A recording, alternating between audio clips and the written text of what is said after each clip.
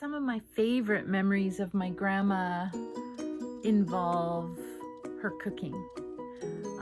Just the sound of her being in the kitchen. I would wake up and the sound of the pots and the pans clinking each other because she was already in there showing how she loved us by making us this amazing food. Learning how to cook pie.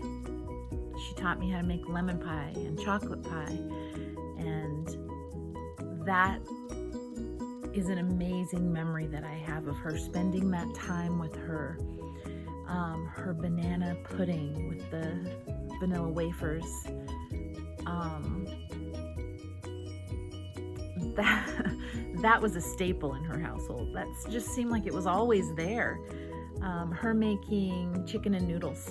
Ooh, nobody makes them like her, which is why I just don't feel like I eat them very often, because nobody makes them like her.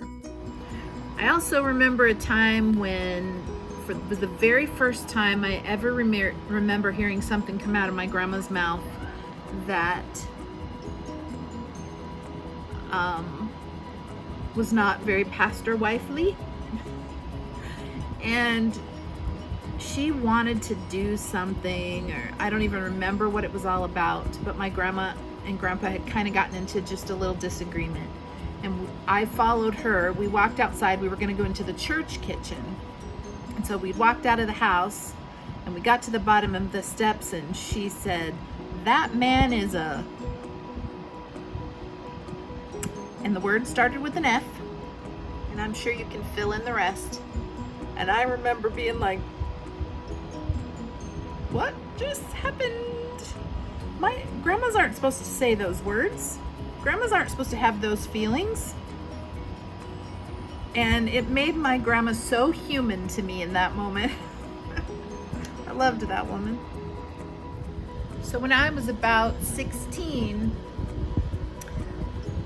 my grandpa had gone somewhere, and he was very particular about his bedroom. It was crammed full of stuff. So there was a little path from the door to the bed, but it was filled with stuff everywhere else.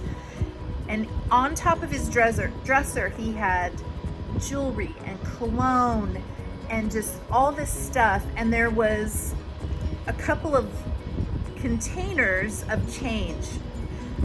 He was a pastor, and so when offering was, he would take the offering, then he would put the change in these buckets, and he would sometimes take them to the bank and cash it in. But there was always these buckets filled with change sitting there, and he had it arranged in a certain way so he knew if you had touched it. And my grandma said to me one day, "We should go to the store and get some Coke." She probably said cola or Coca-Cola. And I was like, okay. And she said, "But we don't have any money." And I was like, all right. She said, "But I know how we can take care of that." She said, "If you can study how he has this change laid out on the top layer, and we can put it back exactly like it, he'll never know that we took some change out of there." So I went in and spent probably 20 minutes staring at every coin, which side was up, which side was down, how was it oriented, you know, was it 3 pennies and 18 quarters or whatever. And we managed to get enough money for us to go get a couple of Coca-Colas, glass bottles.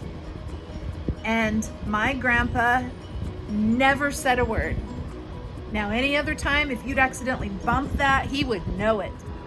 Not only was I good, but my grandma had some really adventurous ideas. Another memory of my grandma was, she was just like this crazy lady.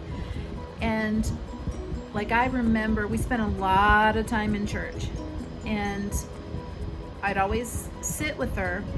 And in the bottom, she'd let me go through her purse during church. So sometime when I was really little, I'd sit on the floor and do this. And then as I got older, I'd sit next to her and do this. But there were always those like breath saver type mints at the bottom that were like, you know, covered in a fuzzy layer of lint from the bottom of your purse. And those were like the best treat during church while you're sitting there snacking on fuzzy lint mints. And I remember a time when we were standing there singing and my grandma could not carry a tune to save her life, but she could yell at the top of her lungs, and she did. And so she's singing away, and I look over and I notice she's doing a little shimmy. Okay, she's sort of shimmying the lower part of her body, and I look over and realize her slip is slowly working its way down, and it hits the floor. For those of you that don't know what a slip is, it is for underneath your skirt so you can't see through. We don't see a lot of those these days. I don't know why. I wish more people wore those. Anyways, I see this slip hit the floor, and she just is singing at the top of her lungs and clapping her hands, and she just casually steps out from the slip, kicks it over to the side, bends down, picks it up, tosses it in her purse. And that was Grandma right there. Just did nothing, bothered her. Slips off. Okay, she's just gonna shimmy her way out of it, toss it in her purse, and go on. And I probably ate the mince right out from underneath it. And then I remember one time we took a bunch of magazines out and laid out lawn chairs under the trees. There were these two big trees on their side yard, and we took the chairs out there and we sat there. And we must have sat there for 4 hours at least reading these magazines. And I thought, wow, this is so cool. My grandma's doing this with me. And she used to play with us and do lots of things with us, but I thought that was so cool. And it wasn't until years later that it dawned on me that my grandmother had only had a 2nd grade education. She wasn't even really reading a lot of what was in those magazines because she could read, but she couldn't read well. She did that because she loved me. I want to be that kind of grandma. That's such an amazing gift to give someone.